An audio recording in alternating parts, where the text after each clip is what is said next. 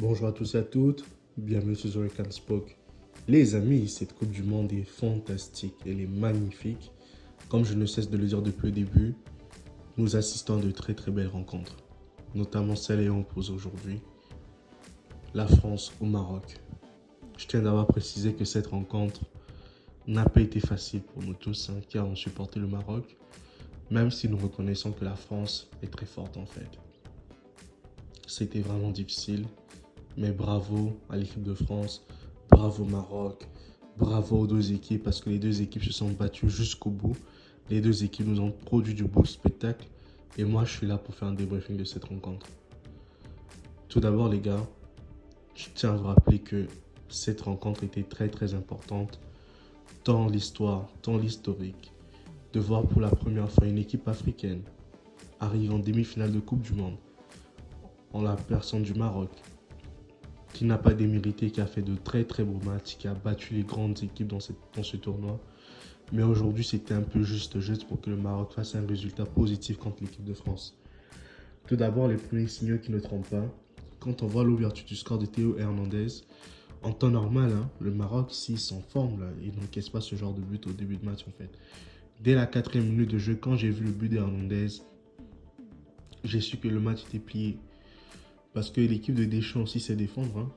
Et je pense que beaucoup de gens ont oublié que l'équipe de France de Deschamps, ils sont aussi très très forts en défense en fait les gars. Avec un Hugo Lloris qui est là, ça fait peut-être déjà 13 ans voire 14 ans que Hugo Lloris officie en équipe de France. Et le type, c'est vrai qu'il est nul comme gardien, mais il a toujours des réflexes en fait ce dernier. Et aujourd'hui, le piège à éviter était d'encaisser le but très tôt par le Maroc. Mais ce qu'ils n'ont pas pu réaliser, c'est normal, c'est humain. Ils étaient diminués en défense, ils n'avaient pas toute leur défense en place, quoi. Des gens comme les Mazraoui qui n'ont pas joué certains matchs, mais pour un match aussi important, revenait titulaire dans l'équipe. Romain Saïs qui était blessé au tour précédent. Il a quand même tenu sa place. Au bout de 20 minutes, il a été remplacé. C'est pour dire que l'équipe partait avec un handicap sérieux. Mais cela n'enlève rien à la prestation collective de l'équipe du Maroc, des Lions d'Atlas. Donc c'était un peu ça déjà pour revenir sur le sujet. Et deuxièmement, ce que j'ai pu constater aussi, c'est que l'équipe de France aujourd'hui n'a pas vraiment produit un beau football, parce qu'elle s'est fait dominer par moments par le Maroc. Même si les Marocains n'ont pas su être réalistes dans certaines situations, ils n'ont pas su marquer des buts quand il fallait le faire dans les temps forts. Elle n'a pas su gérer ses temps forts, contrairement à l'équipe de France. Quand elle a des temps forts, elle est dangereuse, à l'image d'un Kylian Mbappé aujourd'hui. Même si pour moi, Kylian n'a pas fait un très très bon match, ça a été plutôt un match où il cherchait à faire la différence tout seul que de jouer au collectif en fait. Et ce Kylian Mbappé, quand il est dans ce genre de soir, il est juste pas, on va dire quoi, on va dire que ce n'est pas beau à voir un football quand il est dans ce genre de soirée où il a juste envie de faire la différence tout seul, où il ne pense pas jouer avec Giroud ou bien Griezmann ou les autres. Parce que ça se voyait là, il voulait faire la différence à lui tout seul dans cette rencontre. Alors que le football, c'est 11 joueurs sur le terrain, voire 26 joueurs, voire 32 joueurs dans l'ensemble de l'équipe. Mais aujourd'hui, Mbappé, il n'a pas été à la hauteur de l'événement, à part des dribbles futiles, des dribbles inutiles, des pertes de balles conséquentes. Mais à part ça, ça n'a pas été un grand Mbappé. J'espère qu'il va se ressaisir pour la finale. J'espère qu'il va tout donner en finale. Et j'espère qu'il va produire un bon résultat en finale contre l'Argentine. Parce que cette fois-ci, les Argentins viennent avec un esprit de revanche. Et les Français viennent pour conserver la deuxième Coupe du Monde, ce qui est notamment historique depuis le roi Pelé. Aucune équipe ne l'a fait encore depuis Pelé. Et cette fois-ci, l'équipe de France est trop près du but pour pouvoir s'arrêter là. Cela nous promet une très belle rencontre, une très belle affiche entre l'Argentine et la France en fait. J'ai hâte d'assister à cette finale ce dimanche. J'ai hâte de voir ce que ça va donner. J'ai hâte de voir est-ce que ce sera la première Coupe du Monde de Messi ou est-ce que ce sera la deuxième Coupe du Monde de Kylian Mbappé.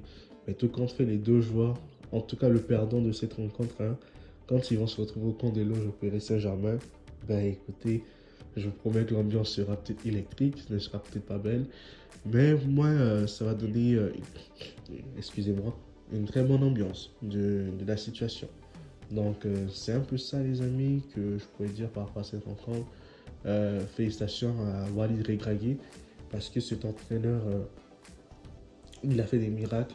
Il s'est battu comme un lion. Il a tout donné avec son équipe. L'équipe s'est battue. L'équipe a adhéré à sa philosophie. L'équipe a été excellente durant ce tournoi. Dire que le Maroc a mal joué, ce serait mentir, les amis. Non, le Maroc a été excellent durant cette rencontre. Le Maroc nous a produit des belles rencontres. Le Maroc nous a produit de l'émotion positive. Le Maroc nous a donné envie de suivre l'équipe du début à la fin. Le Maroc nous a permis de voir qu'une équipe africaine pouvait le faire aussi, qu'elle pouvait battre des grandes nations comme l'Espagne, le Portugal, la Belgique, le Canada. Même si le Canada n'est pas une grande nation, désolé pour mes amis canadiens, mais ce n'est pas une grande nation du football. Mais le Maroc nous a démontré qu'il avait les ressources nécessaires à terminer premier de sa poule devant la Belgique. C'est déjà un exploit immense, les amis. Mais le Maroc l'a fait. Donc je suis tellement content pour eux. Et en même temps, je suis déçu pour eux parce que l'aventure s'arrête là. Mais c'est pas n'importe face à n'importe qui qu'ils ont été sortis. C'est contre l'équipe de France. Et Dieu seul sait comment l'équipe de France est forte. Donc, malgré que ce sont des petits remplaçants qui sont là en sélection en équipe de France, mais avec le même entraîneur Deschamps, on ne voit pas l'écart de classe entre les remplaçants qui sont là et les titulaires de 2018 en fait. Donc, c'est un peu ça. Et moi, franchement, je serais content de voir le Maroc terminer troisième de cette Coupe du Monde. Au moins, ça va nous donner du baume au cœur. Le Maroc peut battre la Croatie, même si dans les poules, ils ont fait un 0-0.